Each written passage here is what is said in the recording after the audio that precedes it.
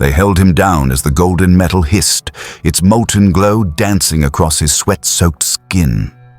The richest man in Rome, stripped of armor, dignity, and command, gasped as the heat pressed close.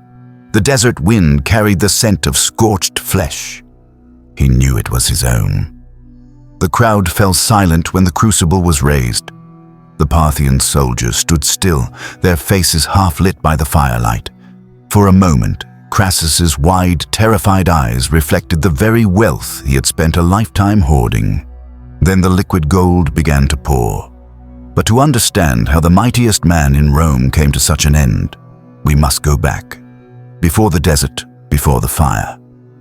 Marcus Licinius Crassus was not born to obscurity. He was born to empire, in a city where power and gold were worshipped like gods. He survived the political purges of Sulla by cunning and cruelty. While others lost everything, Crassus bought their estates at pennies on the denarius.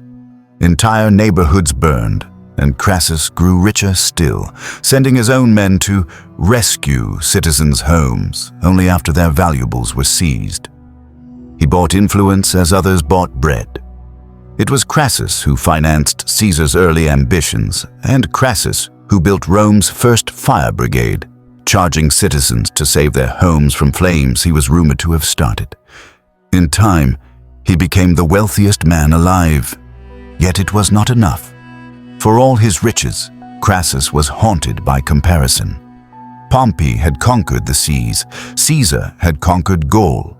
Crassus, though powerful, lacked glory. And so, in the twilight of his years, he sought it in the golden sands of the east.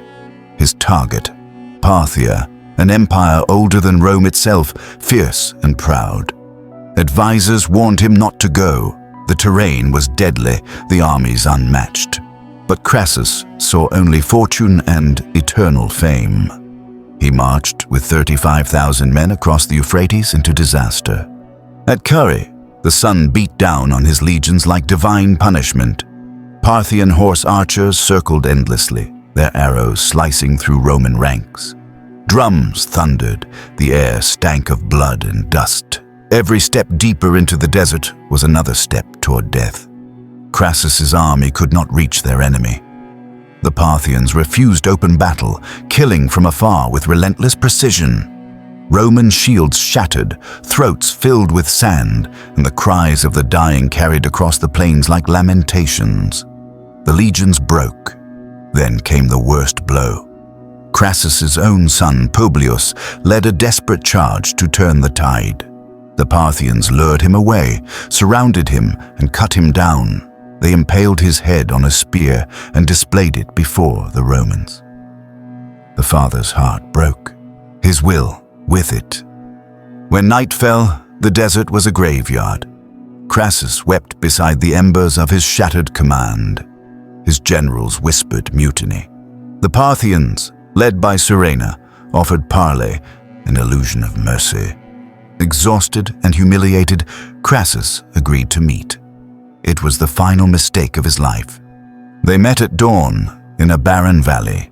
The Parthians brought wine, gold, in deceit. As Crassus extended his hand, a soldier seized it. Swords were drawn, a struggle, a blow, and the richest man in the world fell face first into the dust. His armor was stripped, his jewels stolen. The Parthians dragged him before their troops, shouting his name in mockery. "This is Crassus, the Lord of Gold," they cried. "Let him drink what he loves most." His fate was sealed not by war, but by irony. The punishment would be a spectacle, a symbol burned into legend. A crucible of molten gold was heated until the metal bubbled like liquid fire. The glow painted the soldiers' faces in shades of bronze and blood. Crassus was forced to his knees, hands bound behind his back. A metal funnel was forced between his teeth. He struggled, his voice was hoarse. But when the gold began to pour, his scream was cut short.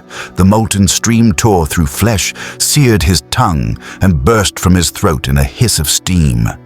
His skin blistered, his eyes rolled white, his body convulsed, and went still. The crowd stepped back as the smell filled the air, burning hair, metal, and meat. The Parthians cheered. Surena smiled. A golden river cooled beside the corpse of Rome's greediest man. The executioners left him in the sand, a charred shell of ambition.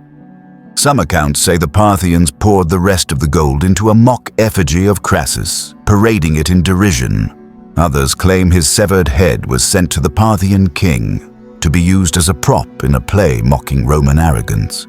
Whatever the truth, the message was unmistakable.